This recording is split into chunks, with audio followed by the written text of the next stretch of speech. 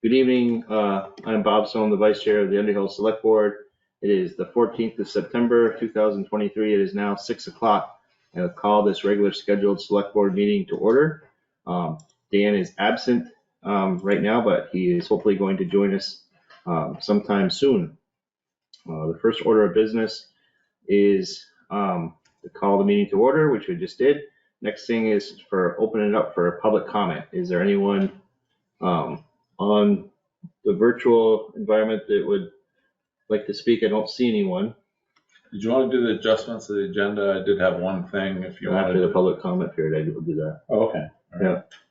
Is there, Dave, I assume you're gonna talk under your portion of the agenda here. Yes. So we'll go for the next thing. We'll add in this adjustments to the agenda here. There is one item that is before the board. It's a letter or email from Chief Matthew Champlin to Brad Holden that came in on the 13th at 5:11 p.m. To both Brad and John Abbott regarding the ARPA funding update.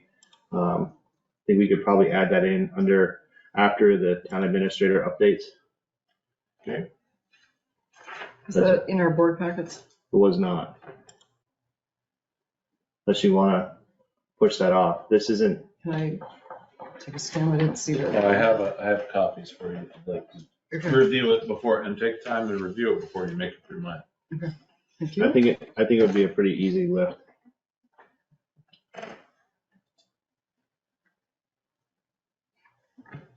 I'm happy to add it. I just at some point read through real quick. Yeah. I'm pretty certain that you'll be okay. It's not anything too earth shattering. Just more of an advisory update than anything else. Okay. All right, on to the next item on the agenda, which is the 2023 Harvest Market. Discuss traffic parking on the town highways. Take it away. Please state your name for the record. And I'm Dave Clift. I'm with the United Church of Underhill Old Fashioned Harvest Market. And we have our annual Harvest Market celebration last full weekend in September. This year it's 23rd and the 24th. And each year we like to visit each of the select board here on Underhill and in Jericho to talk about our plans, especially any plans that affect the roadways around the town. We successfully received a permit putting up no parking signs along it's the western side of Route 15, from basically the fire station all the way down to Jolly's, which crosses over into Jericho. So we will be putting up no parking signs approximately about 100 feet apart in that area. The other piece where we'd like to talk to you guys about is the parking and the no parking situation that we have coordinated in the past and want to confer with you on the no parking pieces. This is from the letter that I sent out to you earlier, prior to the earlier select board meeting. But basically, it says to place signs along roads leading to Underhill Flats Common for the following purpose: to close the Park Street spur on the northeasterly side of the common during harvest market hours, to restrict parking on the northeasterly side of Park Street, to restrict parking on the southerly side of Park Street from Route 15 to the telephone office. So both sides of Park Street in the highly populated areas down to the telephone office, and then only on the one side from the telephone office down to River Road. And that's typically what we do every year, is we make sure that we have a good lane, amount of space for cars to travel through that area. So that's the request. I have a map here. It's kind of a handwritten thing. I only got the 2 copies. But those are, what it does is outlines parking that we have established with neighbors and around the flats area, as well as some designated no parking spots, which I just outlined to you verbally, kind of identified on the maps. It's a little bit humble jumbled in there because there's so much going on, but what we really work hard to do is to accommodate people in and around the area as close as we can to get parking done, so people aren't trying to park on the streets and get in the way of any emergency traffic. Last year, we did the same arrangement. We have a lot of parking that goes on at the Browns River Middle School and over at Riverside. Those two areas, we have a shuttle that runs between those two areas and the Harvest Market location on Park Street. And then we have the old sawmill is opened up for parking there, and Jenna's Promise is there asking for donations for their cause. Greg Tatro does that. And then Phil Jacobs, even though we own the property now behind the church, we're allowing Phil Jacobs to manage and run the parking, which is the area behind the church all the way down on that piece of property down to the fire station.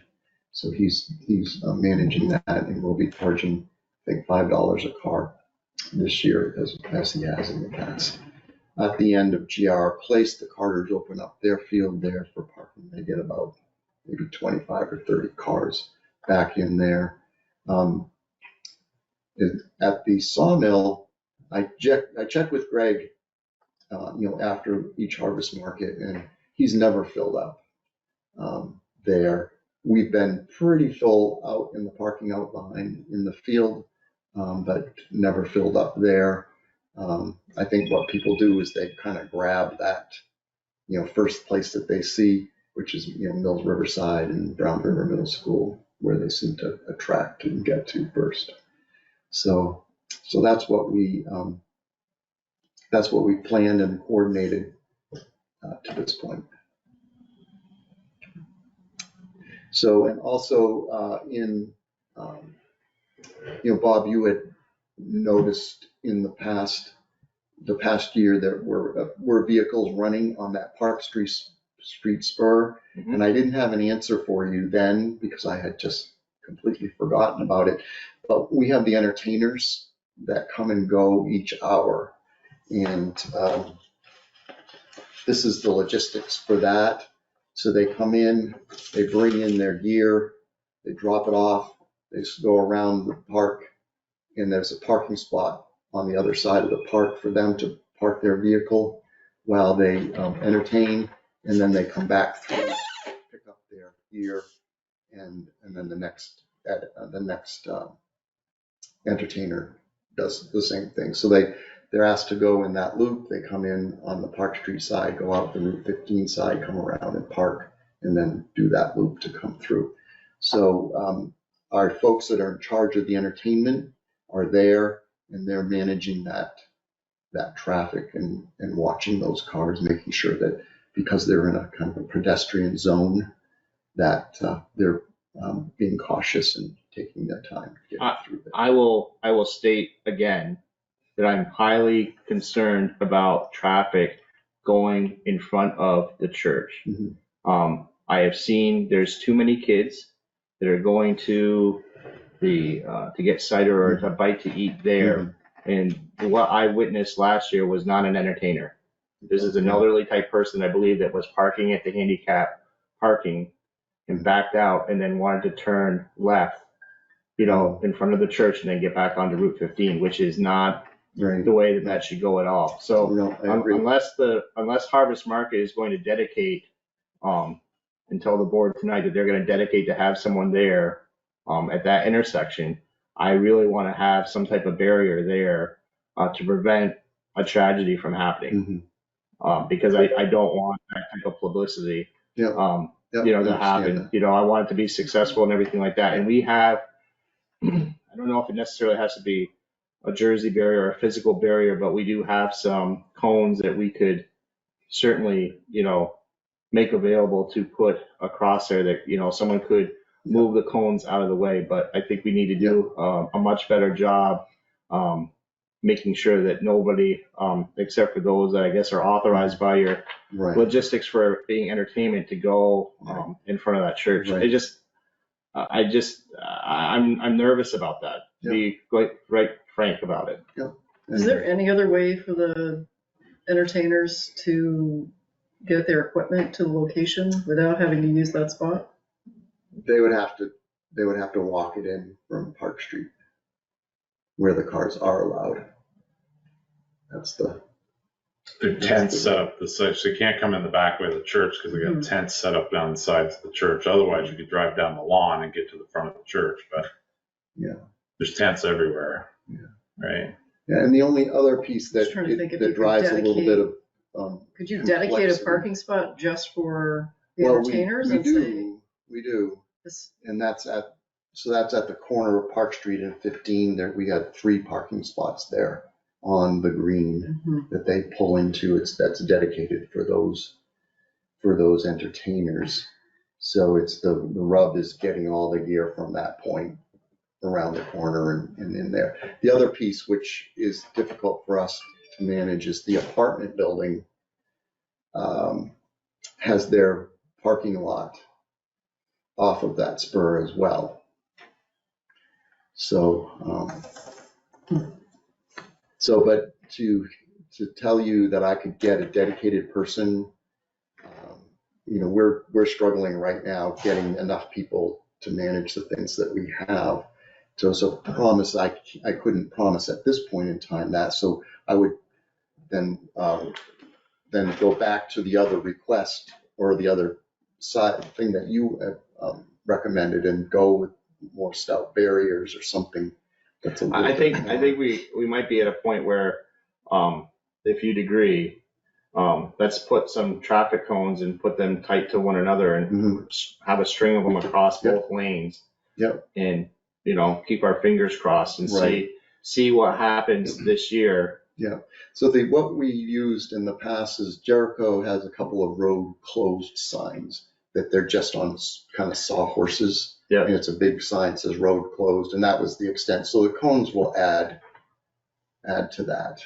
I think they're still upstairs, aren't they, Brad? Those in the closet. Yeah, we can lower them out. So what we'll do is use them for the day. We open up the road after it closes. We'll take the cones, put them in the narthex in the church. Yeah, they're brand new cones. Yeah, so because those things it's just to be completely transparent, that we got a grant to receive those cones for emergency purposes. So for road closures, flooding, trees down, we had some cones here that we could just go out and deploy, but Russ may have a better set, but we'll figure it out. You have got the best set. The best set. All right. Are they labeled Town of Underhill? No, they're not. Can we write on the inside? We can figure it out. Okay. We'll figure it out. We'll get a stencil or something and spray them. But do you want to bring those by when they're ready, or do you I can want bring us them to over come? Friday when I come to help Okay. supervise the sign. Yeah. Layout. That'd be great. Yeah. That'd be Yep, great. I can do that. Okay. And will there be enough for the Route 15 side or Park? I've got like 25. Okay. So that- Pictures. I'm more concerned, the problem didn't seem to be on the 15 side by the Underhill garage and brick house, type of thing. It's on the other side, coming down, on the Jacob store side of the triangle, so to speak. Yeah. Park Street side. So I guess I'm envisioning set up a set of cones, on that parking lot for the house on the corner of that apartment building, and run them right across, Park Street. And it's just the only people that should be going anywhere even near there are going to be your entertainment, folks. And, at that point in time, someone can move the cones and then put the cones back, type of thing. And And I'll direct the people to do that for the entertainment. Otherwise, we're going to be back to trying to figure out how to design a better mousetrap. And I appreciate the comments. I appreciate the comments, and if there's concerns, most definitely. It's just a lot of people. Yep. And that's a good thing, type of thing. You just want to make sure they don't get hurt. There should have been one. I took it here. Oh, okay. I'm looking for an agenda. Like a fire truck. Or you got no. Fire department still hang out there during the day? I'll make another copy. They're off to the side. I wouldn't want to commit something that I don't have that type of control over. I mean, we could probably get a town truck, a dump truck or something like that if you want to have something, like that there. But maybe let's see how I think maybe the cones would go unless you want to display something. Well, the problem is you gotta move it. So I got added to. You gotta move it to let his entertainers in and out, so. Right. So someone almost have to be with the I'm dump sure truck they or whatever. you would think they would rent movable barricades, on wheels, like I don't know. So maybe that's something we can potentially look into. It's Johnson. called the truck. Well, I'm just saying like a long, like you talk about the road close sign, but just something that you can wheel out of the way and. Yeah. Like I this. think something like that's better than a vehicle, because you start moving a vehicle and you have another opportunity of somebody getting. Exactly. Blind spots. and All too that. tight in there. Yeah, and I'll talk to the gals with the entertainment people and let them express the concern that I've witnessed here tonight and say, okay, what are the options? What are the things that we could be doing around that? I think they have. Logistic. Maybe we can talk offline, but I think there's like some 2x4 type of, barriers that they have that could be made up fairly inexpensively. I know a couple woodworkers. We have a couple, we could a couple probably- sawhorses. We have those, We- Jericho's you know- got them, you set them up and there's a bar across it with a reflective. So maybe we can, we'll come up with a better idea. Again, just wanting to make sure that we're, thinking, that, we don't want to have somebody get clipped. Great. So, any other comments, questions?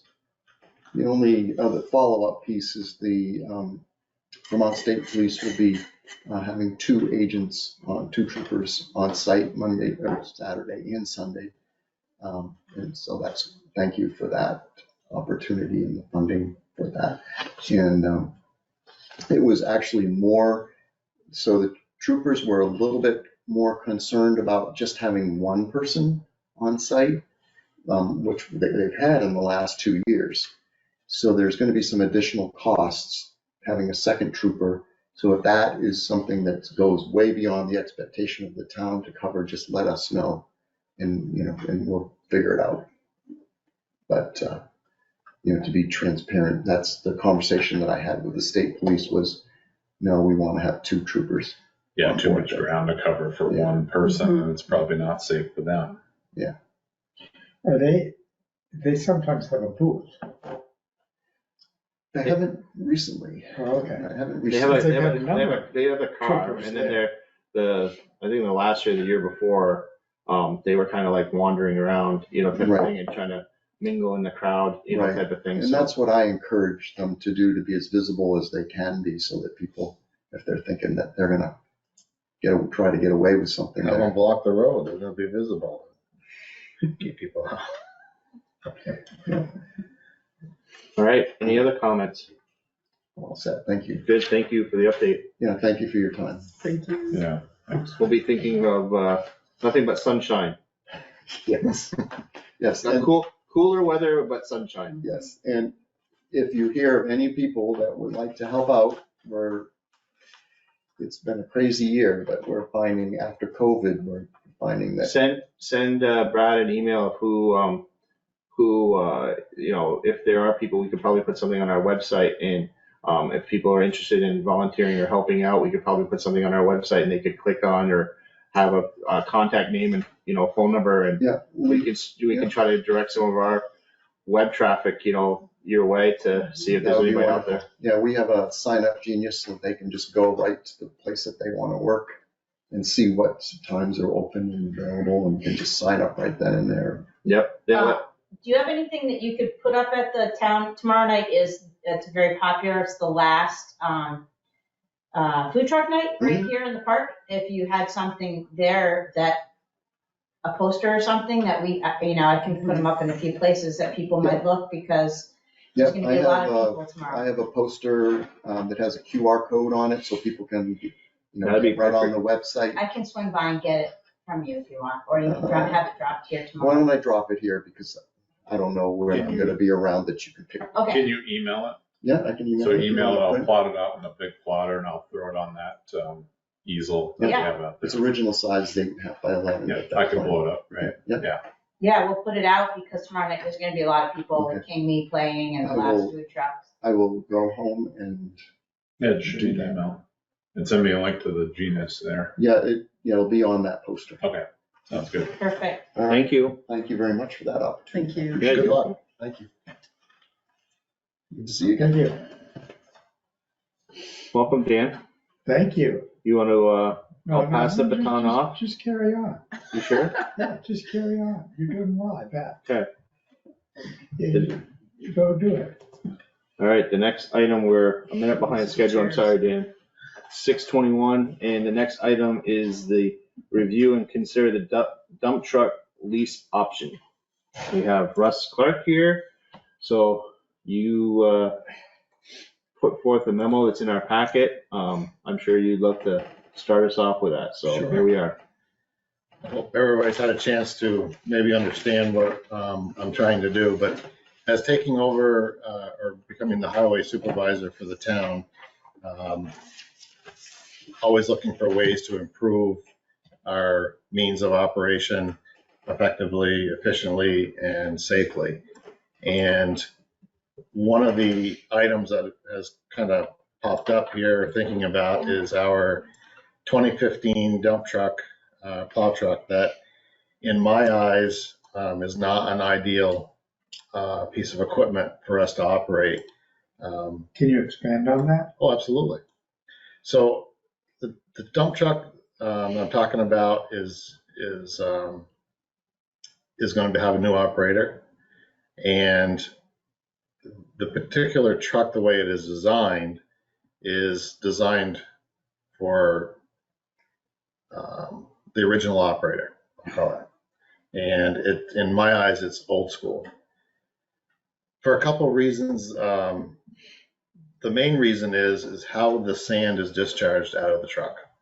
So the truck discharges its sand out the back of the truck versus a state-of-the-art truck, and all of our other trucks comes out in front of the drive axles, which gives you traction when needed.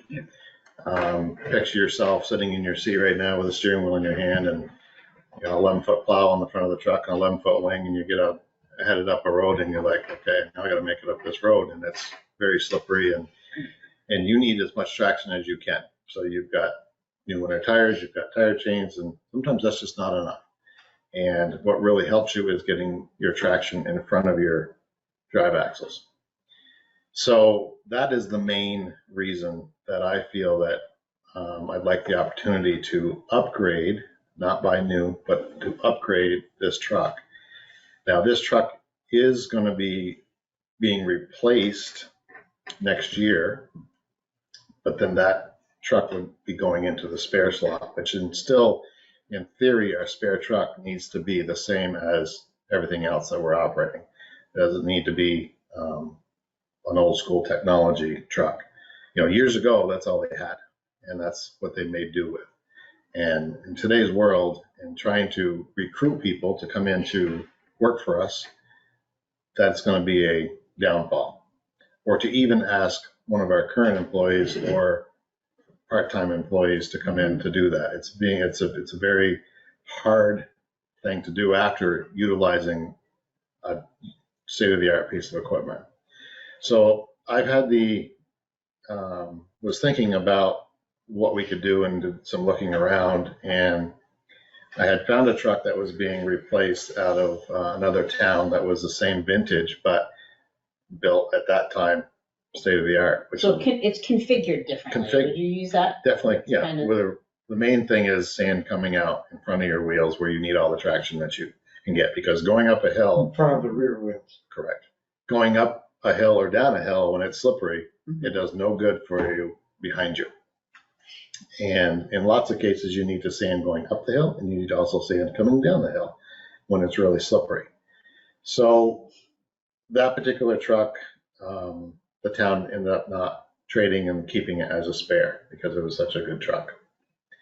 So then. That's the Peachum truck? No, that was a truck from Shelburne that I was trying to Okay. acquire or get information on. Then they decided they were going to keep it. Hmm. So talking with Dan St. Cyr from Allegiance Trucks, what other options might be available coming in? And he said, well, really, a lot of the trucks today are not single axles, they're tandems. So really the only other good one that I've got coming in is from the town of Peachum. And that sparked a light bulb in my mind because I knew what the town of Peachum does with their equipment. They run 3 trucks and they replace their trucks every 3 years. So they're replacing a 2021 single axle truck, which is the information is in the packet. And at first I was like, nah, that's going to be out of our range and it's not price effective. Didn't believe. But after thinking about things, after being in that business for so many years, I came up with a thought of leasing this truck and leasing it as a fair market value lease, which means you lease it for 3 years, and at the end of that 3 years is a balloon payment. And that balloon payment is obligated by the dealer if we didn't want to keep it.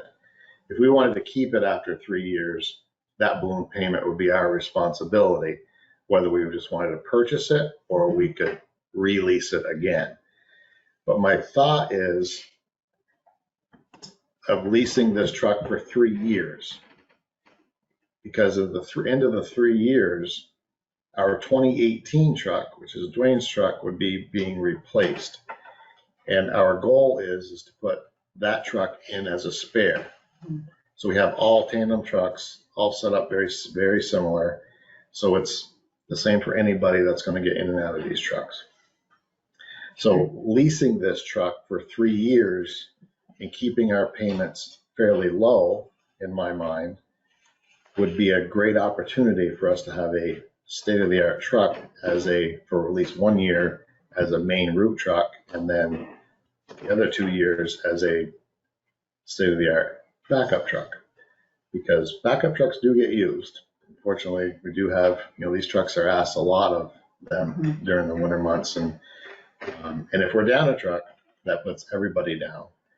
But if we have a good truck that we can get into and go, then it's much better. So. Would you, just for the public record, talk Sure. about what's the difference between a single axle and a double axle truck, and what can they do? The main difference is they hold more material. So when you are going from the shop out to Poker Hill or the other end of town or so on, you're carrying double your load, and you're not having to come back and forth to reload back at the shop with sand. That's one thing. The tandem axle truck is also much more versatile for us year round, as well as even for plowing. They're a much better truck for traction. When you think about, you've got eight drive tires on the rear versus 2. And they get around very, very well, and they're more stable. They're just an overall better piece of equipment to do our job with effectively and safely, and less times back and forth to reload. And summer months, hauling material from Johnson or Georgia or wherever, you're hauling more material. Does this new one come with a warranty? The new one, it does come with some warranty. And what it would come with is what is remaining on the standard warranty. Back when Peachum started this process, they did 3 years of a term, and they got 3 years worth of warranty to cover that truck. So the only thing they would have is general maintenance. So as we move forward, selling them their trucks, we added more warranty. So when they traded in their truck, it had more warranty left on it. So the value of that truck was worth more as a trade-in, as well as we could sell this truck and still have a warranty on it. But at this time, and when they purchased this truck, they weren't doing that. They did it just the 3 years covered their time with the truck. But then as we got going with that program, I got more creative and thought it'd be better off to have more warranty. So really the warranty that it will have is the emission warranty, which is very important, which covers all emission related items, which is a standard of 5-year, 100,000 miles. So, and then it'll have some other warranty like frame warranty and cab corrosion warranty, things like that. And this truck's a 2021. So the one we'd be replacing is a 2015, which is totally out of warranty. Correct. And has, I think we've been putting quite a bit of money into it. I haven't gone back. From what I have in the folder at the garage, I added up, and since the warranty went off, just the slips that I have in the folder totaled almost $35,000. Yeah. So we're putting a lot of money into that 2015 as a spare. Don't we have another single axle too? We have a 2008. Yeah. So what I did is I got numbers on both the 2008 and the 2015, and the 2005 value was very low. So my 2008, yeah, it was very low. So to make things work really better is getting rid of this 2015, which has cost us a fair amount of money, and what more is it going to cost us in the near future? Is it worth trying to sell it on our own? I don't believe so, because the main reason is the engine that's in this truck. Probably you guys don't know, there's the Max Force engine. You've probably heard that name, but the Max Force engine in its earlier days were not great engines. And so they do not have great history and great resale value. So Allegiance offered us $20,000 for this 2015. And some might think it's low. I personally thought it was very generous. Because these trucks go out, when they get traded in, 9 times out of 10, they get sold to contractors in Maine, New Hampshire, Massachusetts, that contract with those states, because they do a lot of contracting for plowing. Where like Vermont has very few towns that do that, but there's a few towns, but a lot of towns in those 3 states. So that's where those trucks go, but they're not looking for a truck like this. They're looking for the same thing we're looking for. So, and with that engine history, they're not. I would rather not. Is that a chloride tank? That is a chloride tank. That does not come with it. Have you seen the body on the? I have not seen it. Not in the last year, probably.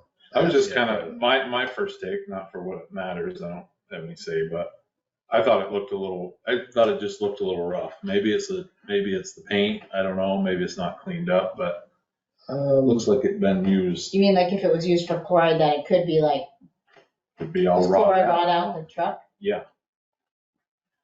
Especially when it's sprayed out of the rear, right?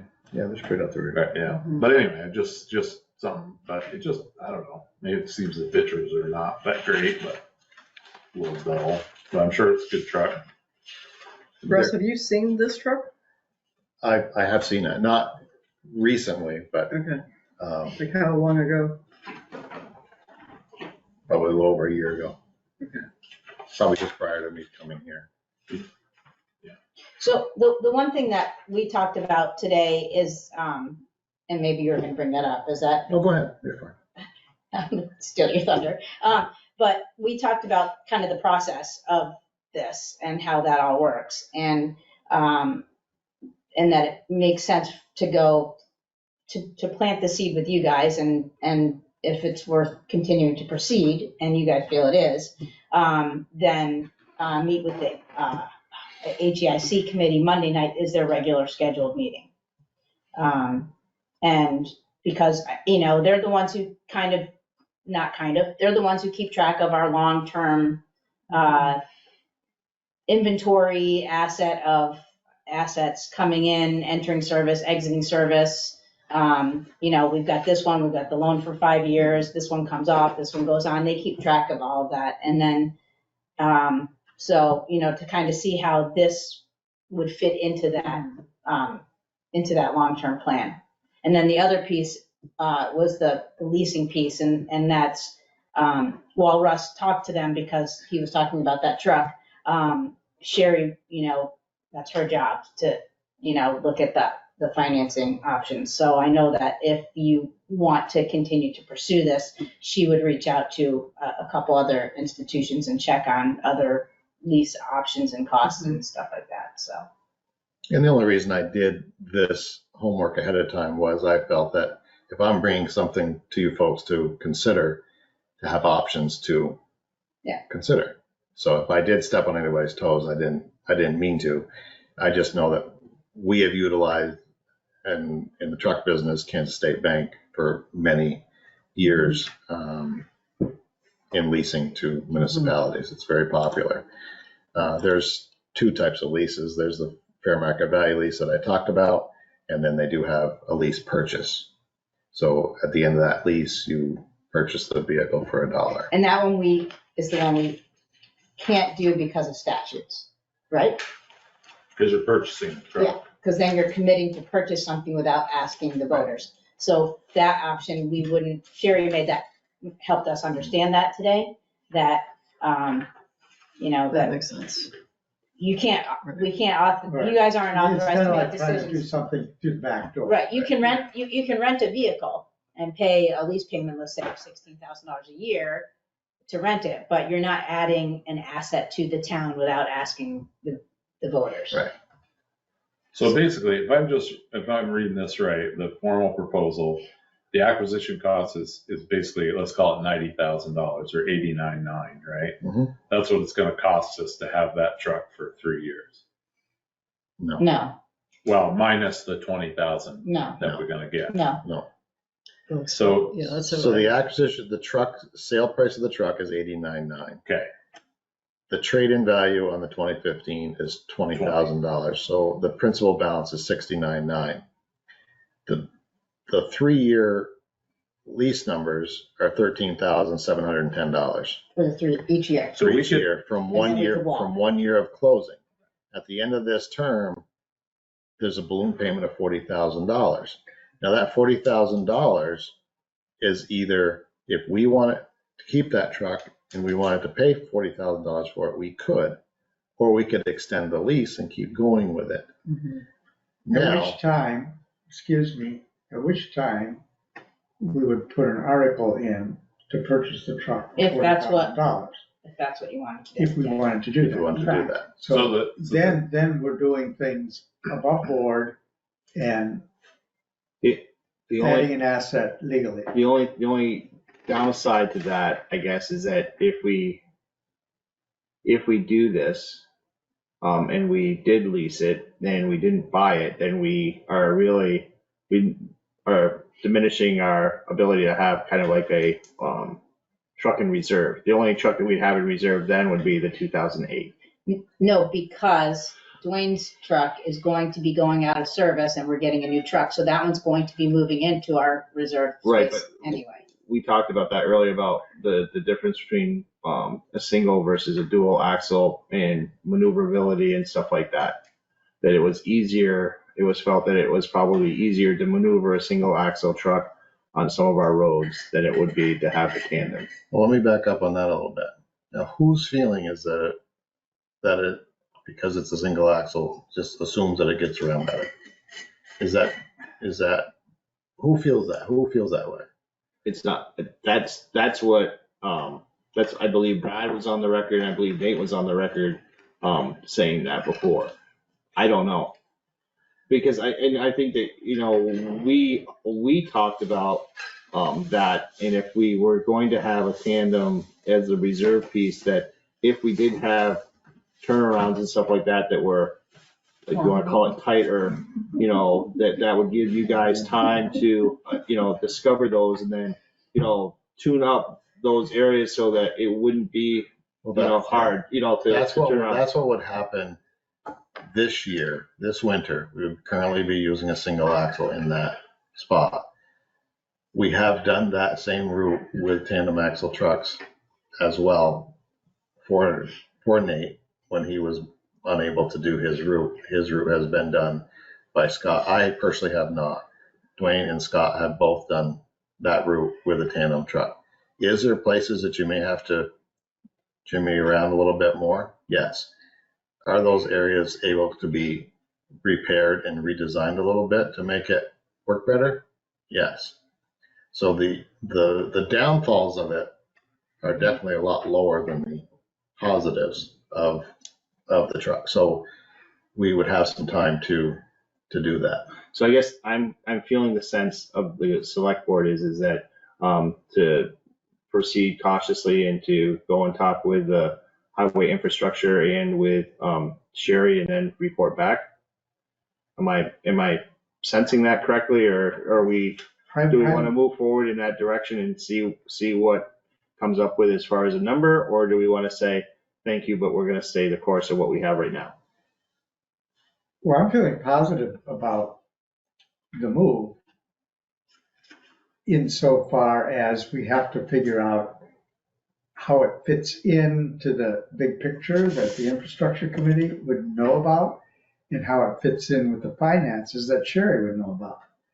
And I would be okay from my vote that, saying yes to it and let the other folks validate that with, does it fit? Because if that's the only reason that we're trying to make a decision, it doesn't really need to come back to us. We can leave that up to the appropriate people.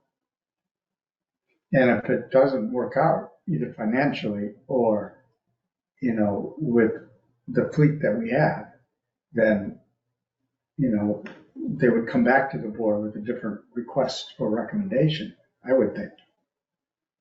So can I just do one question? I think it's important that we all understand the finances, right? And maybe I'm super thick-headed, but so 89.9 for the truck, 20,000 subtracted from that gives you a principal balance of 69.9. Correct.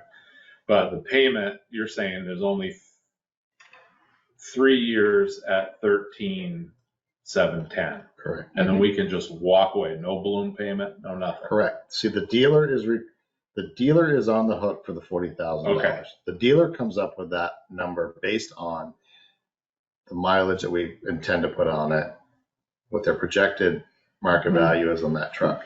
Now, that's the least that it would be, is $40,000. If in 3 years that truck technically has better value, they can give us more money for that truck.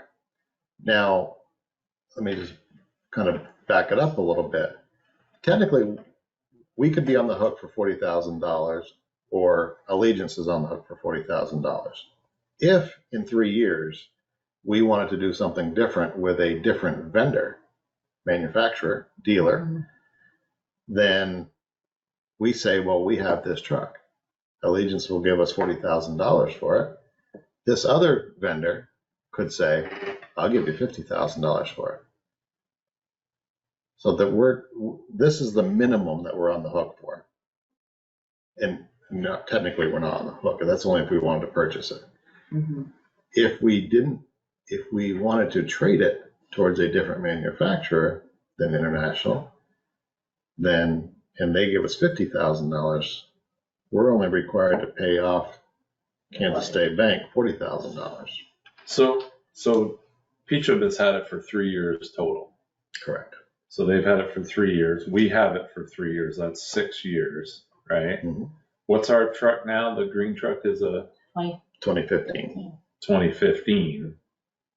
It's 9 years old. I'm just comparing the 20,000, what they're going to give you versus they're going to say you have to. They're different trucks. You have much different trucks. Yeah. Much different trucks. Yeah, I understand. So I feel comfortable with kicking this to the Highway Infrastructure Committee and kicking it to Sherry with Finance. And I would feel more comfortable once we have received feedback from the two of those departments coming back to the select board for final review and direction. But I'd like to hear from them, both of them, before we proceed, with carte blanche saying, go for it. That's just me. I feel more comfortable Well, with, I would think Hearing that from the two two of weeks them. would give us time to, I mean, it's not gonna go away in 2 weeks. or at least we have a direction saying, like, if this isn't the one, then, when something else comes available that we find out about, then we are that much farther along that we're looking. Maybe leasing's the way to go. You think about it and So that was done by my predecessor. They did look at leasing and they ran through all kinds of scenarios. And apparently it was financially feasible if we leased one of our fleet. It had decreasing value if we were to lease more than two of our vehicles. So she did a huge analysis on that. How long ago was that? Shortly before I arrived, according to Kurt, but we could ask them about that on How Monday long, night, how long ago was that, though, roughly? 6 years ago. I'd like to look at that again sometime, Okay. because it could help us, We can, futuristically. it can, and that's a much bigger discussion financially Oh, yeah. because that, if you look at our long-term plan that the HEIC has, you can certainly bring it up with them. We don't have a lot of money to play with if we want to keep our taxes stable for our residents. Right. And I think, again, HEIC can explain this to us, but, as far as the balance between our vehicles and the age of our vehicles and the quality of our vehicles and then the quality of our roads. Because I think it's a balancing act financially. Mhm. So I'm not saying no to leasing. I don't have any knowledge. So are we clear on the consensus of what we're doing here? Yeah. Move on to the next I item. can go along with what you said. Yeah, my only comments are, I think this, first of all, I applaud the initiative. Thank you very much for thinking outside the box and bringing this to us. But I would like the Highway Infrastructure Committee to look at this, chew on it, and kick it back to us. I'd also want to know the trade-in value. I'd want to know more on that to be sure that 20,000 trade-in value is good for us. There's a way to test that. Could we get more for the vehicle that we have? These are questions for the Highway Infrastructure Committee.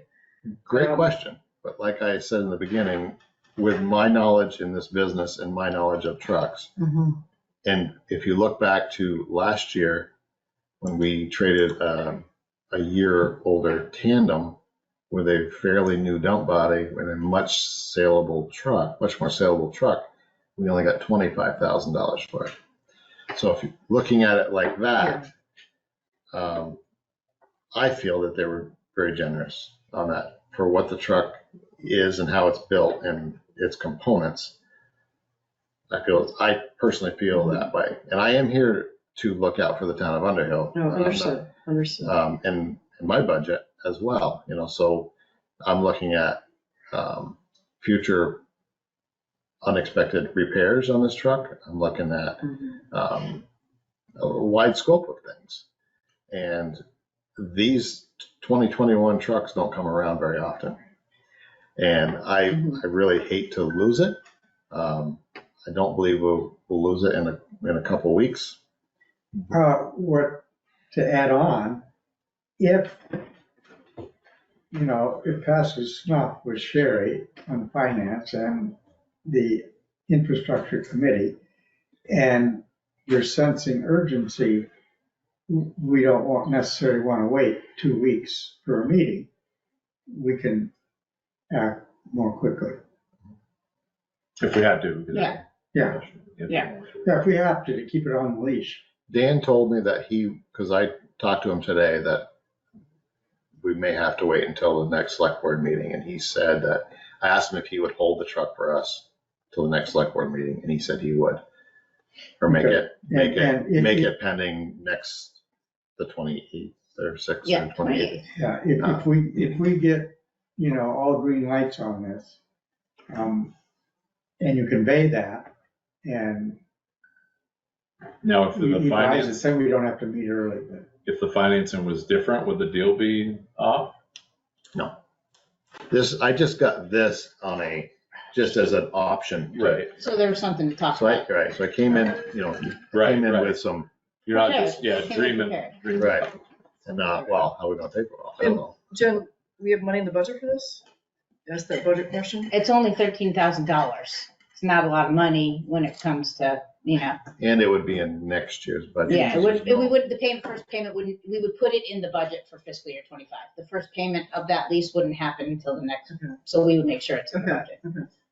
And the possibility of having repairs on the spare truck. Yeah. That's the other thing, if you have on the 15, you could easily drop 13,000. Easily. Well, yeah, I would think. Right. Easily. Some of those expenses. Our truck are pretty repairs big. are pretty high. So, Yeah. Brad, can you make sure that this topic is on the next agenda for the select board? Absolutely. We'll move on to the next item, which is the review of the consider security upgrades to the town garage. And I didn't include this in the packet because I thought it was a little bit Russ, did you see it? proprietary, sort of. Yeah, we don't want to talk numbers. Don't want to talk numbers, and we also don't want to talk necessarily what it is. Maybe just consider it safety equipment or security equipment. That's the way, I'll just leave you with that. Sure. You got your copy in front of you? Yep, See that? so it was sent under separate cover outside of the packet. I think the board is aware of that because it was in their packet. Is there any action that you'd like to take as it relates to that?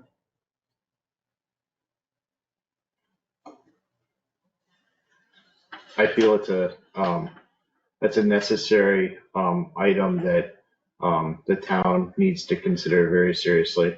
And I would be in favor of making a motion to enter into an agreement with Safety Systems of Vermont. It's a sophisticated system. It's with, how should I say it, image recognition tied into a database. Yeah. Very, very all there. sophisticated system. That's helpful. I was surprised by the price tag. Me too. But there's a lot of components that are going into that that I think would serve our needs very well. Yeah, I would think that would be good to do that. So I'll make a motion that we enter into an agreement based upon the estimate that we received dated 8/22/2023 from Safety Systems of Vermont. Is there a second? Second for discussion. Any discussion? Russ, have you seen this? I have. Okay, you're in support? Any concerns? I guess I don't know, I'm all about security, and safety of or not really safety, but protection of our investments. I guess I don't understand all the verbiage of what this includes. I guess I'd like to, if maybe Bob understands the verbiage more than I do I can sense that there's a dome camera what does that cover? Does that cover the entrance? Does Do we that cover? not want to talk specifics, Brad, of this? I think you want to be a little bit careful because it Let's is just kind not of talk about specifics. I can say Does that make there's, sense? well, if you're going to If set you up. made a motion to enter if you made a motion to enter into a contract with this company, This is a public document. wouldn't it be? It is. Anybody could request that document from the public. So if this vote goes through tonight, then you're purchasing this equipment. We're right. We're going with that contract. So shouldn't we know exactly, So I guess I would caution that if we want to get into specifics, we might want to go into executive session because it may put the town at disadvantage if we wanted to talk about specifics about what the contract entails or the price points of the particular items in the contract if we were going to try to potentially put this out to bid because this is a very specific quote, and there's not a lot of vendors that are able to provide this type of information. So if someone wants to go into executive session, we certainly can do that. If the board would like to, so we can go off the record and talk about this more. I move we go into executive session. So Now, move. let me get the specifics though on that here. Just a minute. I think I have them here too. If I can find them. It's under your foot, Yeah, that's my foot. very flat. So I think what Bob's, It's not good there. I think the first, At least it was just. the first thing is exactly what Bob said, is to determine that it That's the puts, outside. that talking about this in the public would put the town at a disadvantage. And I think that's, so you need to get there to those findings. Okay. So it would You be need to get the- 1313, and then which section? Right, and let me see here. Contract.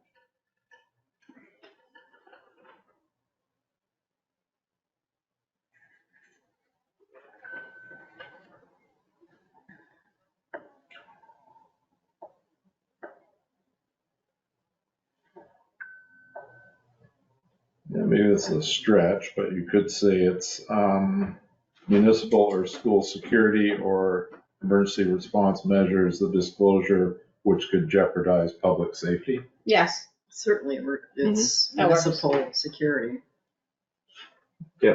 So So what it would section is be that? 313. 313. 10. 31310. So I move that the select board go into executive session per 1 VSA section 31310. Is there a second? Second, Any discussion? Hearing none, are you ready for the question? All those in favor of going into executive session, please signify by saying aye. aye. Aye. Opposed? Ayes appear to have it. Ayes do have it. We are now in executive session. The time is now 6:57. Please stop the recording. I think what we'll do is stop the recording, just maybe step into the other room to talk about it, and we'll leave, because we have to leave Mount Mansfield TV going here. And I So, guess for the record, before we turn off, that in executive session, we feel comfortable having finance, the town administrator, and highway supervisor in that meeting. Yes, that would be the appropriate designation. so we will be right back. I'm just gonna pause the recording. They're saying they have us all muted. Maybe This that's a different conference will meeting. now be recorded. Just keep adding. We're back, hopefully Essentially. everybody can hear us. We are, it is now 7:21. I'll entertain a motion to come out of executive session. So moved. Second, All those in favor signify by saying aye. aye. Those opposed? Ayes appear to have it. Ayes do have it. We are now out of executive session. We did discuss the matter as it relates to the invoice, or the bid that we received from Vermont Safety Systems. I believe there's still a motion on the table, and it was seconded to authorize the town to move forward with that estimate. Are you ready for the question? Mhm. All those in favor of moving forward based upon the estimate that we received from Vermont Safety Systems, please signify by saying aye. Aye. Aye. Aye. Opposed? Ayes appear to have it. Ayes do have it. Motion carries 3-0. Next item. Review and authorize purchase of a digital speed signs. My computer just went wonky, my son would say. But I know we have one in the packet. Yeah, the things are in the packet, but this is some additional material. So there's two quotes. I'm just gonna give you the quick rundown of the difference in price. So there's two each in each of the quotes. The only difference is the 12 is a smaller sign than the 15. So the 12 is more geared perfect for speed limits 25 to 30, and the Shield 15 is 25 and above, because it's larger. screen. So we put this in a budget for last year. The quotes are pretty much the same. We agreed to purchase 2 signs. Great. So I like the idea of, if you're gonna get something so you can see it. I So agree. I'd be in favor of going with the larger display, so that people can know how fast they're going. There's no guessing to it. We put money in the budget for this. So I guess I'd entertain a motion that we proceed with the Model 15 versus the 12. Is Are there these, sorry, a motion, so we can discuss it? Is there a motion to move forward with the 15? I move we move forward with the 15. A second. Okay, now we can discuss it. Can we move these once we set them up? No, these are gonna be permanent These are the permanent setups. ones. We have Okay. a mobile one we retrofitted. Yep. And these will not collect data either. We can add so the data package subscription is $1,500 a year. We So can we do that at a don't, later date if we want you to. could, if you wanted to, monitor traffic. But, we talked about, I think we get them ordered and then we could put on a future meeting, discuss kind of where they should be. We kind of talked about something here in the valley near the school. Mhm. And then we talked about Poker Hill, on the paved section of Poker Hill. Right. Near the school on Pleasant Valley, where we get a lot of complaints between Harvey Road and the school. And get a lot of complaints near the water tower, near Mark Mayhew's, on that first section of Poker Hill, and see how that goes. And if Now, it's, those would be permanent though. right, They are permanent, but they're bolted to the sign. I was gonna say, they probably They could could be moved, but nothing you want to move because you Like, got you the know, solar not panel. like we lined have up. now. No, Right, right. exactly. And not if as you handy. Okay. if you find if we find that is working well, there's nothing saying that we couldn't add more of these type of signs It's true. in other places, like for instance, the River Road, or farther out onto Poker Hill, or wherever, Valley. Yeah, I think wherever that the they are issues, effective. really are. But I get a fair amount about, around here by the school and on Poker Hill, that people are flying as they're going down Mhm. Poker Hill and coming down into the village. It seems to be like, in Poker Hill School, I think they complain a lot about, the kids, and, cars flying down by that Poker Hill School. So anyway, Okay. motion's on the table. It's been seconded. Is there any more discussion? Who's putting them up? I think they'll actually, we'll put them up, but I think they'll give us some support. Bless you. Excuse me. Anyway, that was a decision we made last year. Mhm. So, Sure. So those are in this year's budget, they are. in the safety line item, or, Yes, in the Yeah. public safety line item. So instead of having more so they're not on the highway side, they're in the, public safety sides, they're not in your, it's everybody's budget, but I mean, Right. it's in that category that we only went with 6 hours for the sheriff per week, and then the rest of that money was going to be, instead of having more money spent on the contract for the sheriff, that we are using the additional funds that were in that line item for these types of signs. So it would be more of a deterrent, or I guess an awareness for residents to know how fast they're going, and hopefully that would, Mhm. I People think would adjust their there's behavior. actually a separate line. The There might sheriffs be. are one line, and then we have a public safety is another line. So I hope, now you got me concerned about. They may be more effective than the colors showing every now and then of the security or the sheriff. Yeah, So I think that it's a good expense. they were. So the 2 were at, I don't have the quote in front of me. So the 2 15s were, Do you need this? no, the actual quote sheet here. Does somebody have it?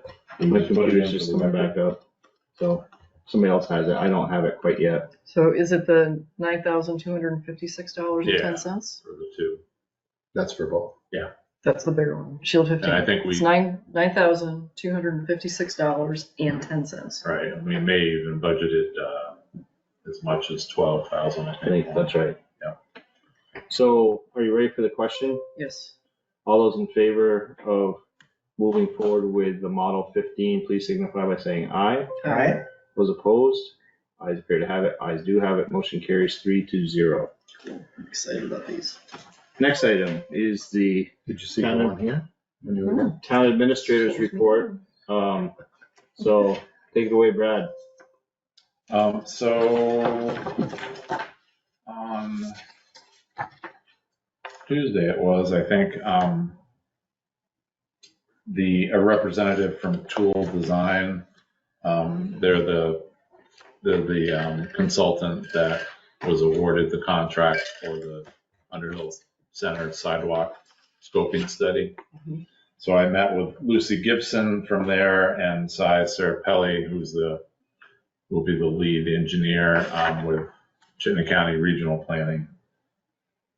And I explained to them right off the bat, we sat outside and I explained to them that our idea about the center, trying to get a little sidewalk done with the ARPA money to connect our resources from Moore Park up to the Historical Society. So they're totally fine with that. She thought it was a great idea. So I explained that, and then we took a walk of the site. We walked all the way. Pretty much their scoping study is going to start at Beartown Road and go out to Sand Hill. And then on this end, it's going to start at the Historical Society and go to Tomasi Meadow. So that's going to be the area of scoping. I'm going to send them the bridge plans, Bridge 8 and the Hummel Bridge. So they have, there's a few things I need to gather for them.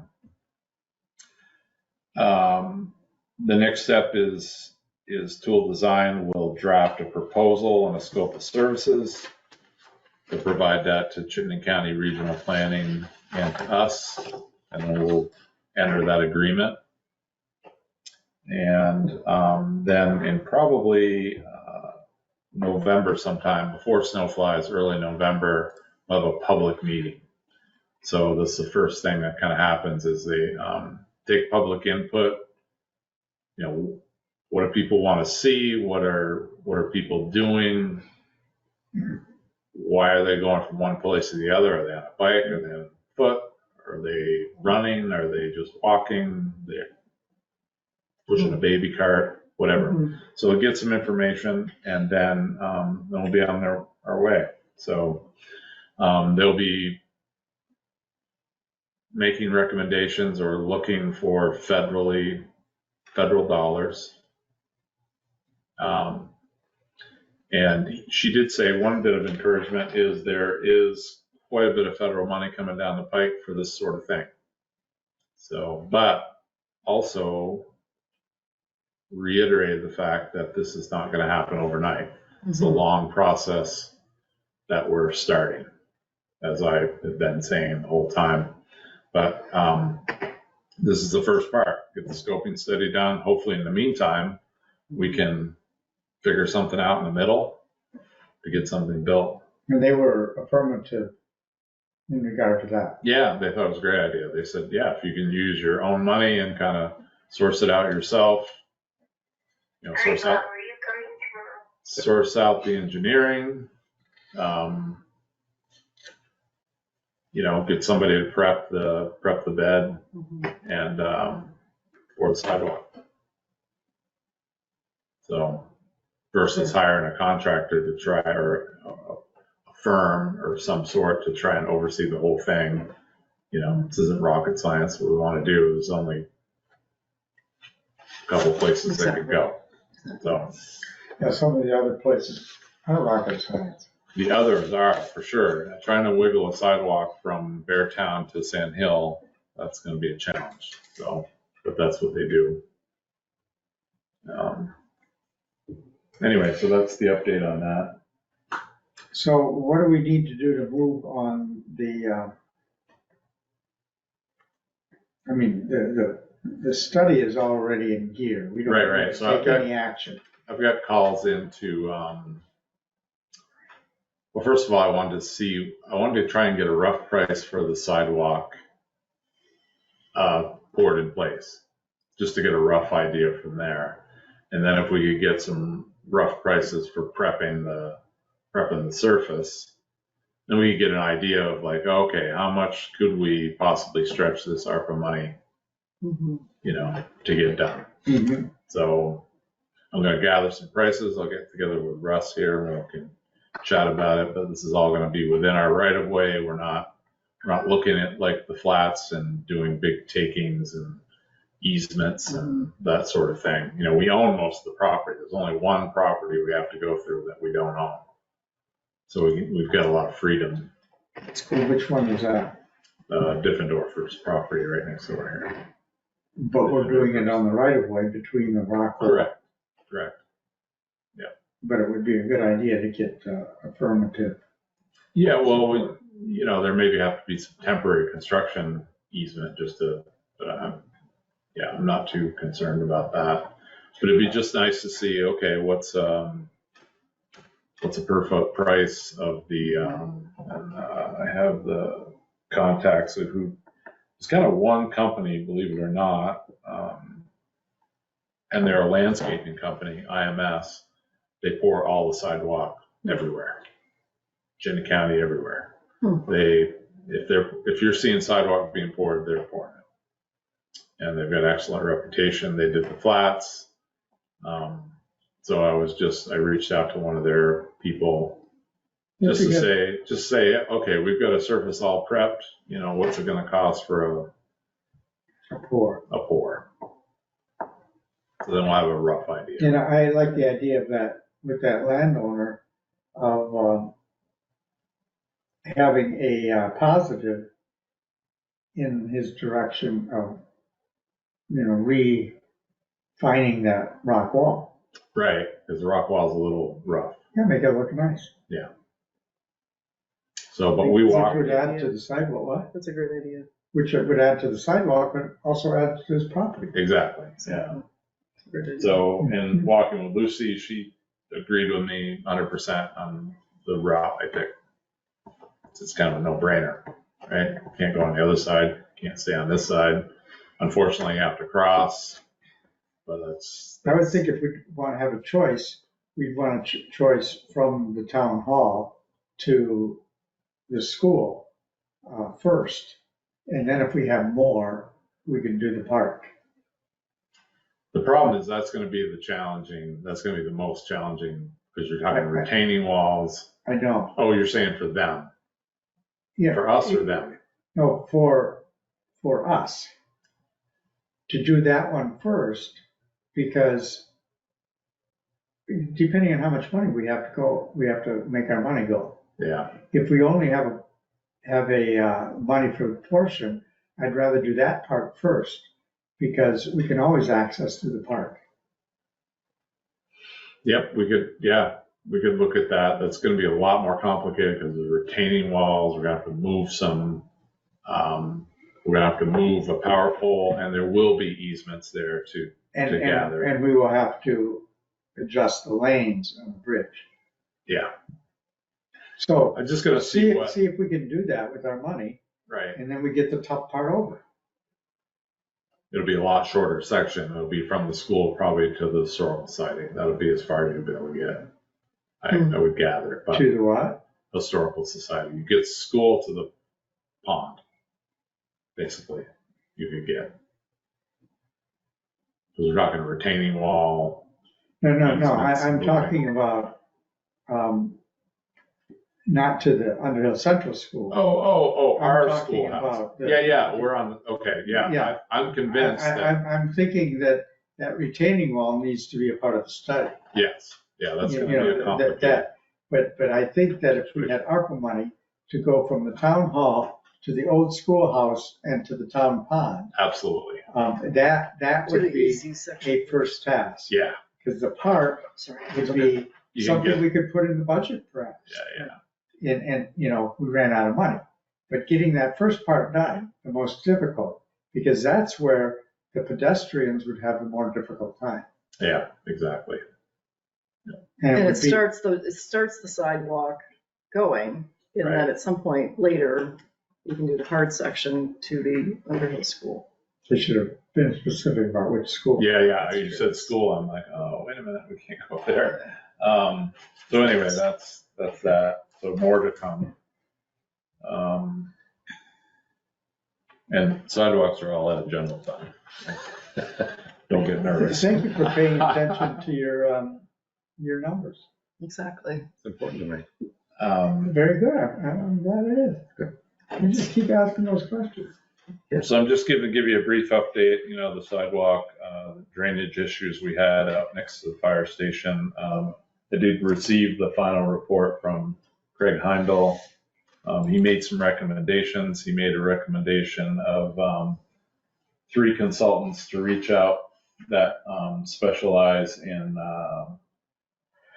foundations.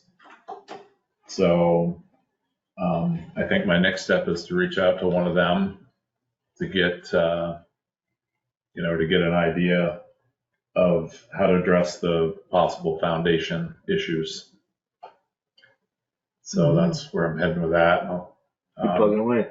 I'll keep plugging away. Please keep, when you have an extra half hour, Mrs. Robinson up to speed on I'm going to share the progress. report with her. Yeah. And So her nephew or her nephew, whoever it is. Yeah. So they don't feel like they're being left out, that they Right. know where we're at with that whole process. Because I know that that would mean a lot to her. I know. Yeah. There was a memo in the packet. It's kind of addressed to me, but it's from Brian and Planning Commission. And I don't know if you got a chance to read it, but basically there's ADUs, accessory dwelling unit. Yep.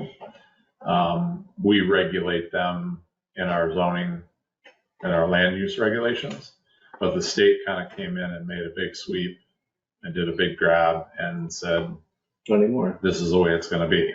And no zoning can be different, can be more restrictive than what the state is requiring.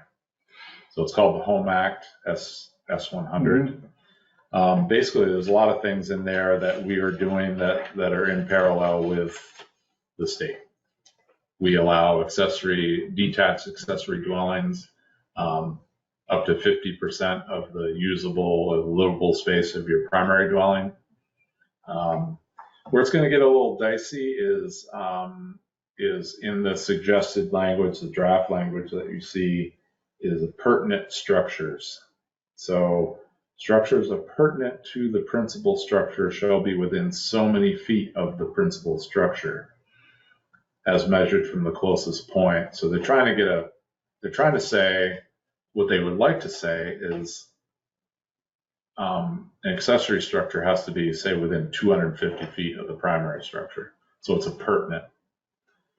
However, I think the law states that we cannot we can't govern an accessory dwelling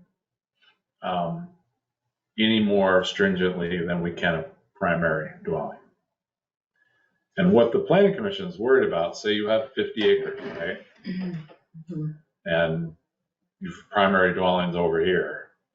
Now you're going to have a secondary dwelling like maybe 25 acres away, right? So in a way, it's subdividing the land. Of course, you couldn't sell it separately because it's not subdivided, but they're afraid of the sprawl and the fragmentation that could happen. So the recommendation is to run this language by our legal counsel before we try to go down the road of adopting it and putting it into our land use regs. We've kind of been back and forth with regional planning and VLCT, and I just think Brian and I are,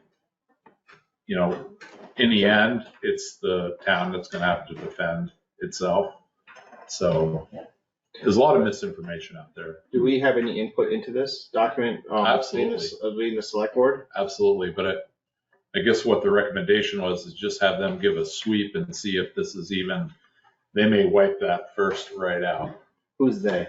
That, the attorneys might say, you know, pertinent structures. I might wipe it right out myself. Well, true, but, yeah, true, but what I'm saying is, it's our rule now.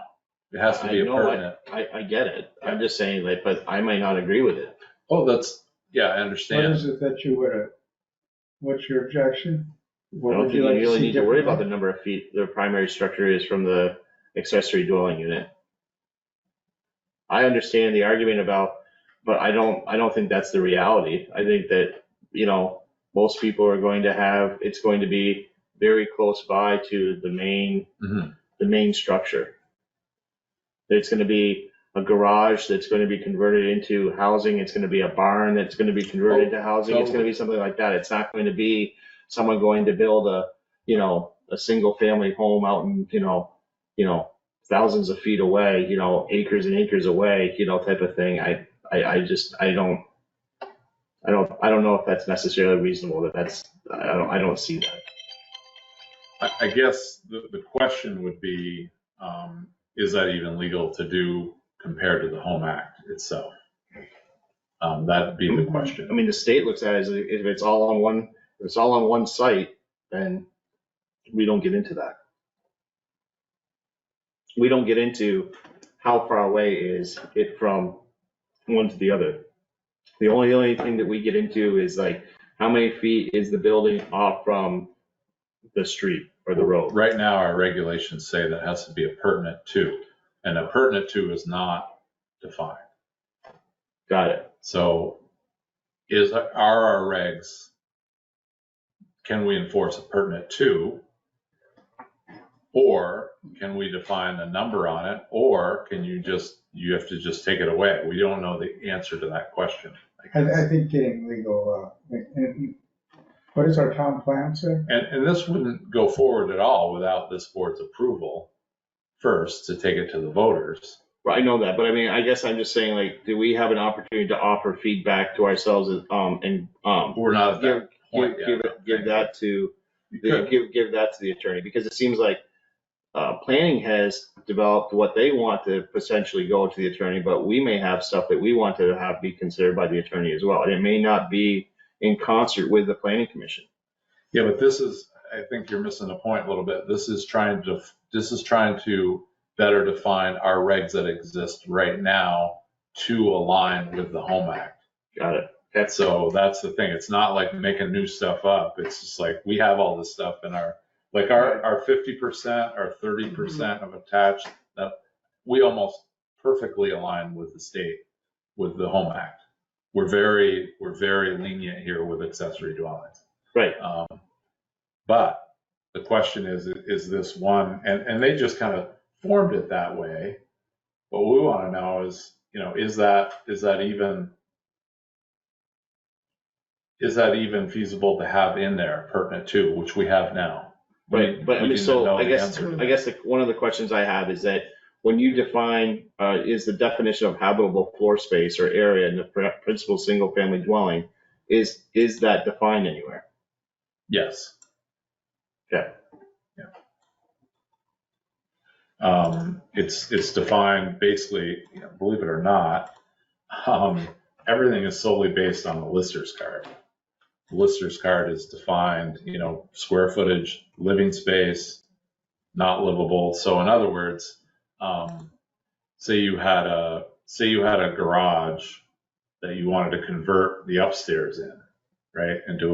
You wouldn't count the garage, the downstairs garage as part of the 50%.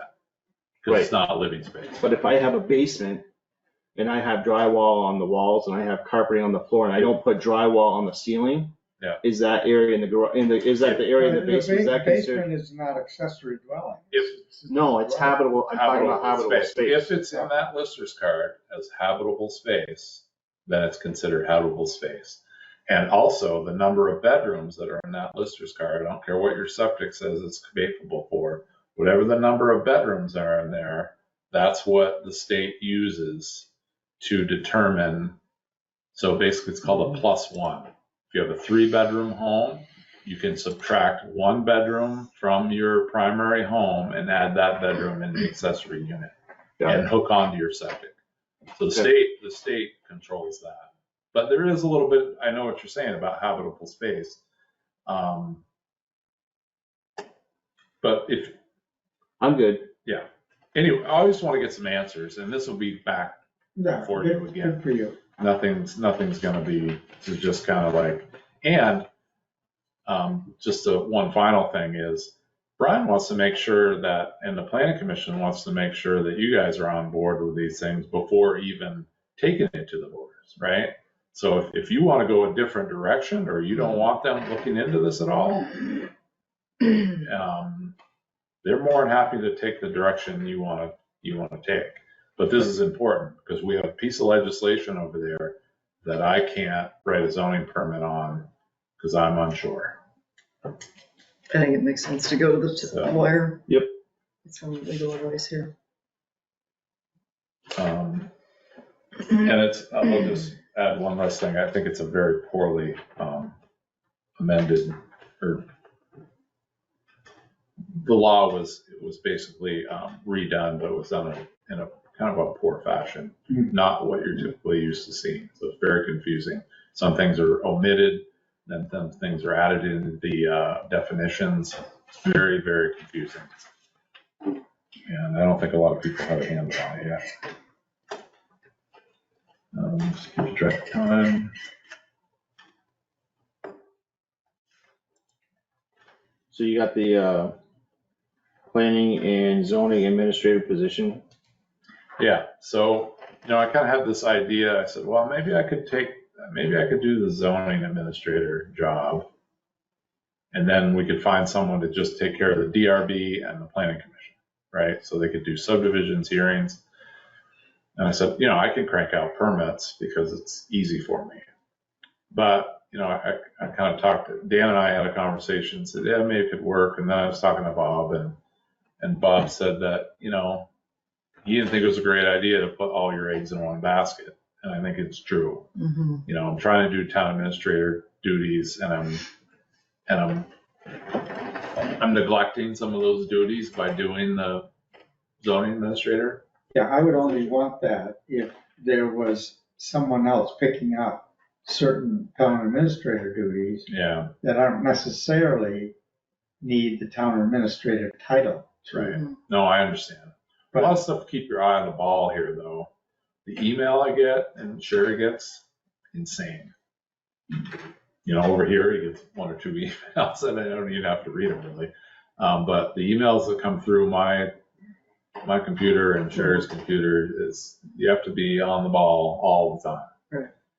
And you don't want to get stretched super thin because then stuff well, starts say falling. something happens to me, then you're down 2 positions. Right. Right. And that's Right. my fear is like, let's say Brad's out skiing some weekend and, breaks his leg and can't make it in, type of thing. And he has to recover or whatever. It's just like, well, now we're down 2 people, 2 positions. Broken leg, he can work out. I know that's a bad example. And there's a lot of things we want to do. And Sherry and I have been talking. That's why I think this is an open discussion. There's nothing secret about it. I mean, Sherry's not going to, she's looking at retirement soon. I'm getting old. But I'll be 56. I got But anyway, not going to be here for like 10 years, So, and there's a lot of knowledge I have, and there's a lot of knowledge she has, and we know where everything is in this place, and we need to get a handle on that. So future, we'll leave the place in really good order. That's our goal. Leave this place better than we found it, and so people can utilize. Because when a select board issue comes up, you always ask yourself, okay, well, have we ever talked about this before, or what's the history on it? You got to know the history. So that's what I'd rather spend my efforts on. So I put the planning and zoning job description back in, and I think I would recommend that we pursue the radio ad and get that going. What about that one candidate that? Yeah, so that one candidate is in Europe on honeymoon. very, very, very qualified. We have some apprehensions of, someone very, very qualified and new to the state. How long are they going to stay? I would like that better than somebody underqualified that we have to train. True, me too. And somebody who could step in and do the job and leave it, like you say, better than when they came in, rather than have a situation that we've had in other times Yeah. and days. So Amanda and I have we spent quite a bit of time and kind of hoed this place out over here, and we're still doing it, but it would be nice to, when somebody starts, they start fresh. There's no zoning permits in front of them. There's no big stuff right in front of them. Yeah, that's a good idea. Don't come in I and mix would, up a fire. I would want to give this guy a chance. Okay, sounds good. We can set up an appointment Yeah. for you to talk to him. Great. Yeah. Well, so you and Charlie and Brian interviewed him. We did. And did anybody else interview or? No, it was just us. We all have the same kind of concerns, but we can discuss that in a more. The other question is, he maybe has experience, and the burning question is, did he interview well? And when he gets on the job, are you going to get what you thought you got? I think so. I mean, I don't think it was like 100% polished, but there's potential there. I think, yeah, he would probably, certainly based on his experience and where he's been, or where this person has been, would make you believe that, yes, they would deliver when they got here. So anyway, we can talk about that. We can talk about more and see. I wouldn't mind looking closely at that. Sure. Just before just writing it off. Right. I still think it's worth, Jennifer's gone down the road of the radio ad. You wouldn't be a bad thing to do. It certainly seems like it's a lot. Coincidentally to that. You offered, or you authorized that, and it's certainly, one ad in 7 days was just ridiculous, and it didn't get us anything. The radio, I think, is just I think a lot of people listen to the radio. What's the status of that? Do you know? They're working on it, but I can make sure that we can try to expedite that. And I don't know, maybe fall's a good time. I don't know if it's a. Did you advertise in like Vermont local roads and that kind of stuff? Or? Well, we try.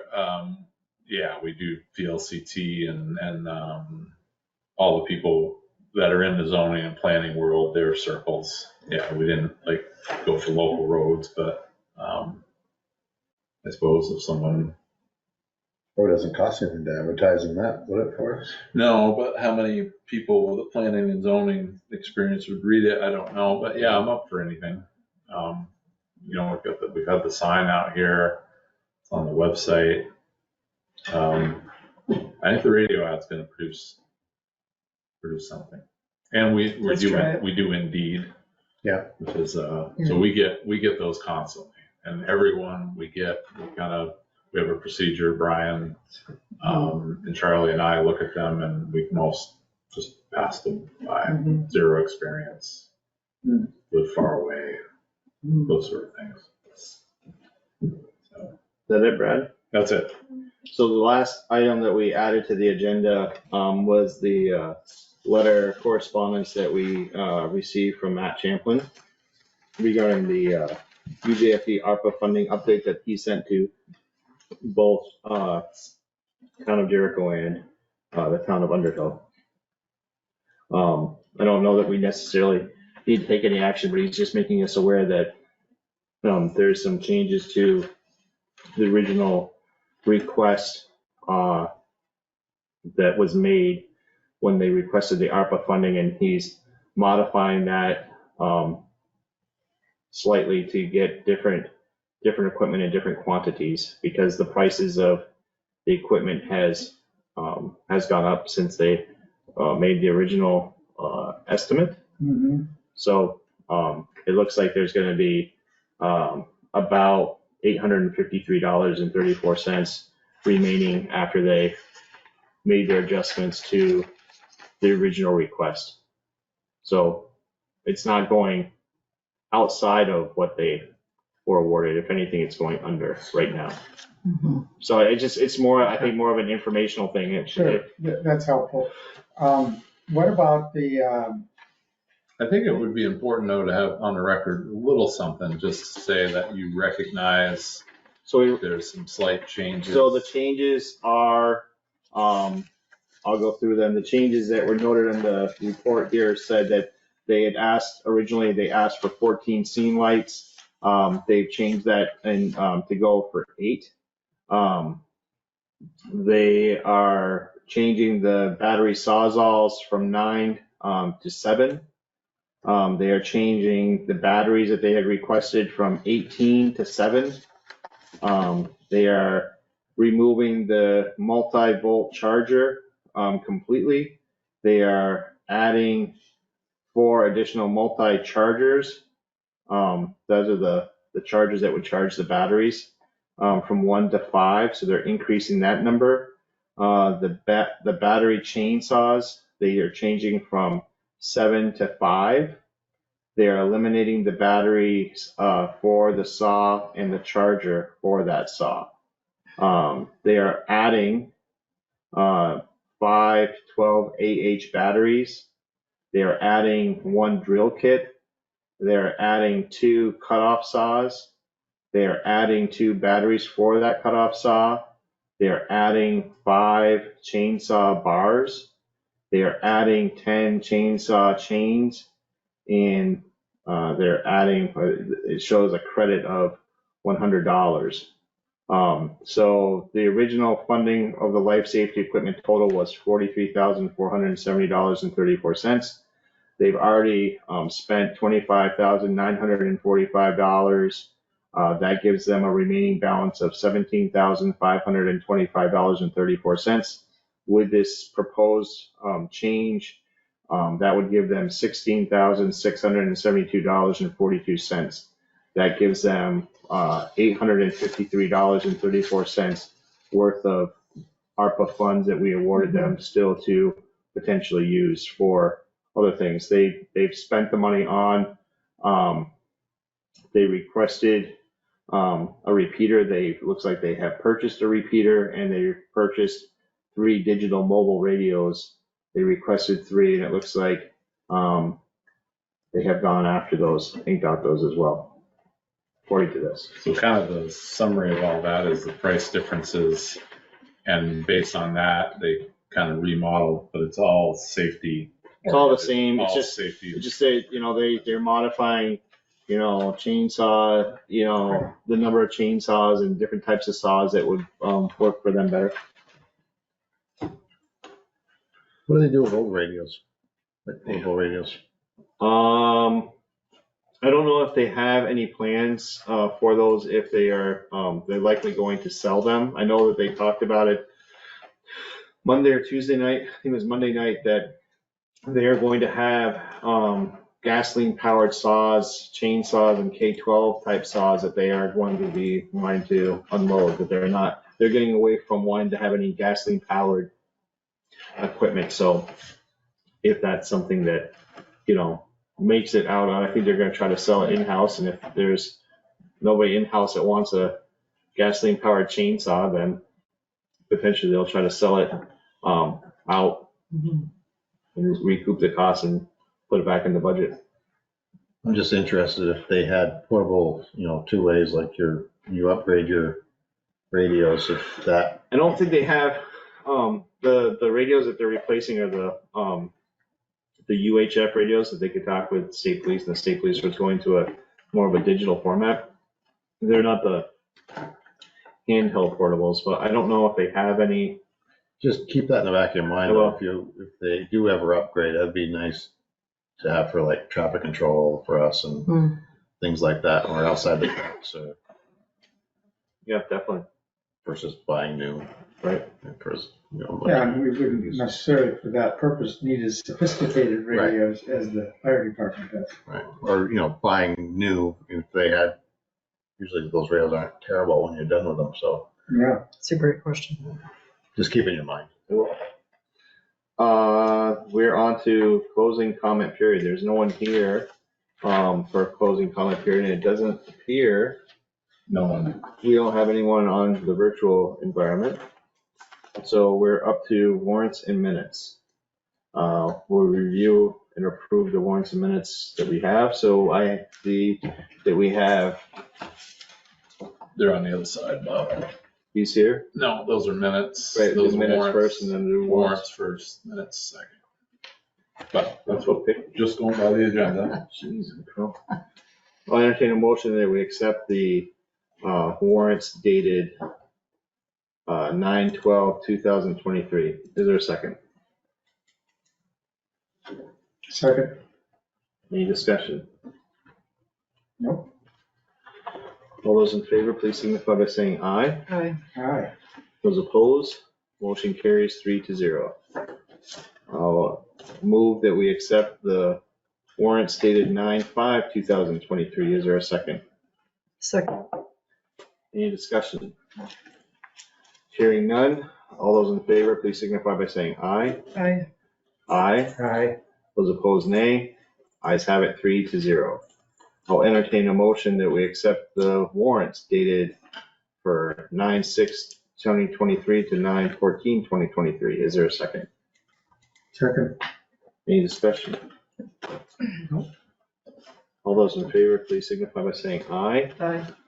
Aye. Aye. Opposed, motion carries 3-0. I will move that we accept the warrants dated for the period of 8/31/2023. What is dated 8/31/2023? Is there a second? Second. Is there any discussion? Hearing none. All those in favor, please signify by saying aye. Aye. Aye. Aye. Those opposed, motion carries 3-0, almost 4. I will, Can't approve your own payroll. No, I know what I was thinking. he wanted to, he's right there for it. It's like being part of the group. So the select board meeting minutes for August 24th, 2023, I will move that we accept the minutes as presented. Is there a second? Second. Any discussion? No, they're good.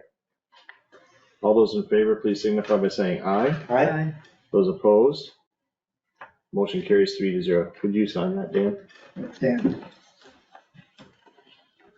I move that we accept the special select board meeting minutes dated August 22, 2023. Is there a second? Second. Any discussion? I'm going to abstain because I was absent. Okay. All those in favor, please signify by saying aye. Dan Steinbauer, aye. Bob Stone, aye. Patty Richards abstain. Okay, so the motion carries 2-0. Dan, would you please sign that one With one abstention. with one abstention? Patty Richards. Russ Clark didn't vote. I will move that we accept the special select board meeting minutes dated September 6, 2023. Is there a second? Second. Any discussion? All those in favor of the special select board meeting minutes dated September 6, 2023, please signify by saying aye. Aye. Aye. Aye. Opposed? Motion carries 3-0. And last but not least, this is do we have to go into the liquor board? Yeah, I guess we do. Yeah, we do. Okay, so that's warrants and minutes. Oh, there's a piece of correspondence in there from you, From me. or Underhill Fire Station, Fire mildew station. issue. Oh, yeah, let me get that up.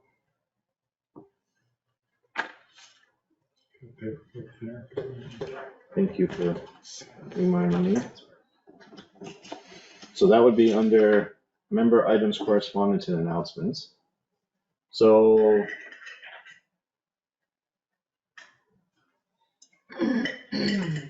on the 18th of August, after a fire call, Chief Matt Champlin pulled me to the side and said that he wanted to let the select board know, and I sent a note to you guys, and I'll read it into the record saying that, good morning, Matt spoke to me as a member of the select board this morning advising that there is a mildew issue around the members' gear, and there is a desire to look into possible ways to resolve and prevent moving forward.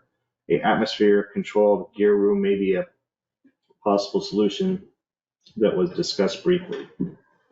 He wanted to advise the select board. I'm sure Matt will communicate with all of us once he has a better understanding of how he would like to solve this issue, as it is again in the process of trying to discover a solution and costs associated with that. Best Bob. So I had emailed that to you guys all on the 18th. They have, just to give you a little bit more, they have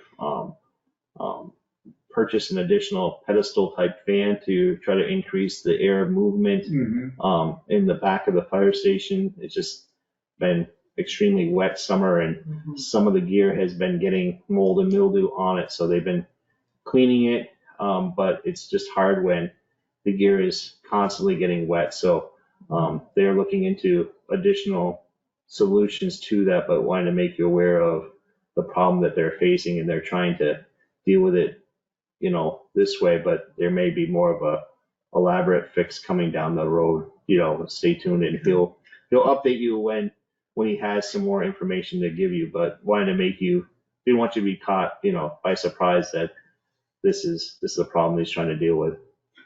I appreciate the remediation he's trying to do. When I was over there, he showed me the situation, and yeah, it is a problem.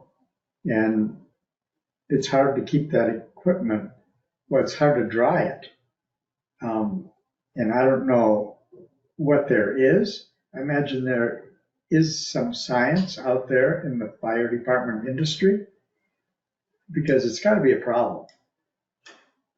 Yeah, it's just a big apparatus bay with all the equipment and gear and stuff like that, and Yeah, trucks are going in and out and getting wet all the time, and you know, it's a humid you know, place. you're washing them off to get, you know, any of the road film and dirt and everything like that that comes from the dirt roads off, and try to keep the equipment looking good, but then that moisture has to go somewhere. I mean, it usually gets attracted to, you know, dry gear, you know, type of thing, and you don't want to get people sick from having to put on, you know, their gear, or, you know, God forbid, any of their respiratory or protective equipment and breathe any of that stuff in. So anyway,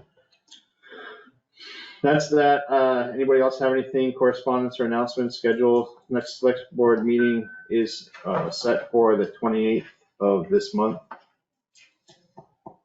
Okay, next thing is the Board of Liquor Control.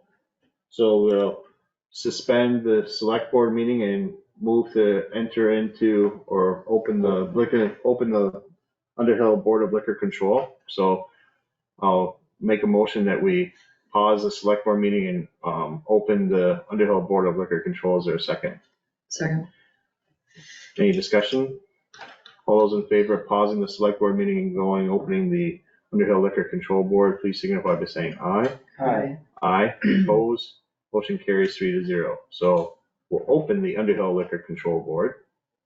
And the only item of business that we have is a letter dated September 12, 2023 from Sherry regarding a permit for Woodbelly Pizza LLC catering a wedding at Squaw Betty for about 80 people. So I guess entertain a motion to accept the catering permit as presented. Do we have to accept that, Sherry? Well, Sherry, We already, what we want to do is validate what we did. exactly. And. Well, validate what What Sherry. Sherry has done. did. We want to So give Sherry the validate what Sherry has authority. done. Yes. So So move that we approve Sherry's approval of the catering permit dated September 12th. Exactly. Apologize, I'm tired. Second. Second or third. Okay. Any discussion? First. All those in favor, please signify by saying aye. Aye. Aye. Opposed? Motion carries 3-0. So that's good to go. Are we also going to take the consideration, she is requesting that the Board of Liquor Control consider granting her the authority to approve caterer permits in general. That's what I'm reading. That's what Correct. she asked. I think I would that like to the- put a the motion select on board- the table that we grant that permission for any routine permits that she feels comfortable. So there's a motion on the table. Is there a second? Second. So discussion. So is this forever or is this going to be looked at the end of 2023 or what's the deal? As long as it's working, then it's for the foreseeable future. So no end date. Retirement. Okay. Yeah, exactly. I just want to make sure that we're all on the same page. It's just like, so we're not going to revisit this again unless there's a problem. We are granting this to Sherry. Okay, I just want to be clear. Yep. Mhm. And she was very clear too, if there's anything out of the ordinary, this is, Exactly. you gotta remember, Squaw Betty, we issued them a permit to run a wedding facility. So It's to gonna- not, ex- to not exactly. give them Liquor. authority for caterers, it Seems kind of just silly. makes no sense. Right. This Yeah. is routine stuff. So It's Are just you ready for the rubber question? stamp that needs to happen. all those in favor of granting Sherry permission to Routinely.